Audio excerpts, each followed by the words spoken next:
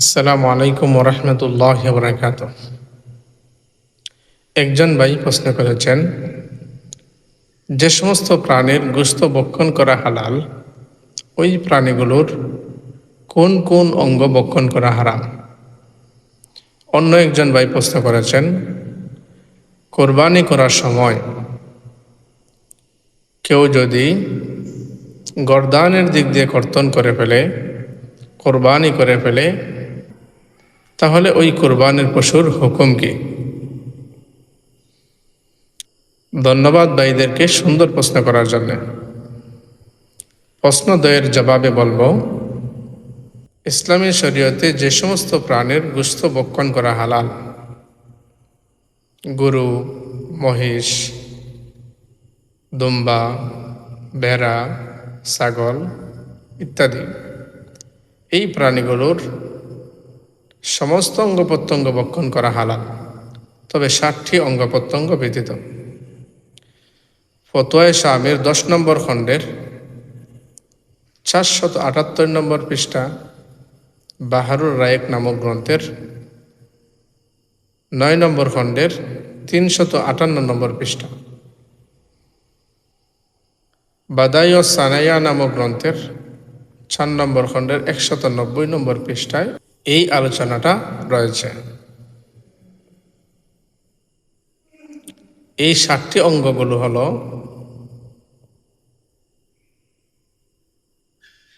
এক নাম্বার, দমে মাসফু।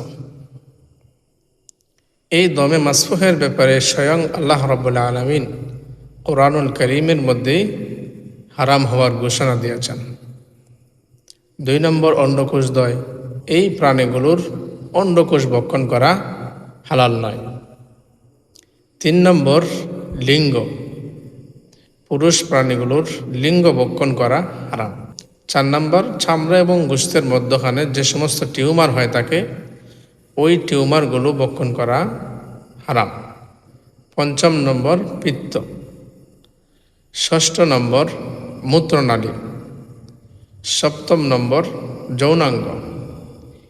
এই অঙ্গগুলো যে কোনো হালাল প্রাণীর ভক্ষণ করা হারাম।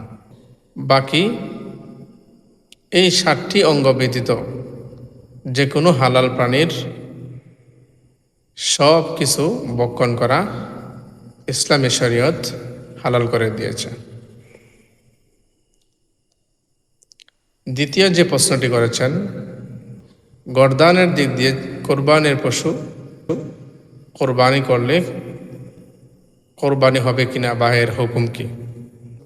এই প্রশ্নের জবাবে বলবো, ইসলামী শরীয়ত যেই পদ্ধতিতে পশু কোরবানি করার হুকুম দিয়েছে, এই পদ্ধতিতে কোরবানির পশু কোরবানি করাটাই উত্তম।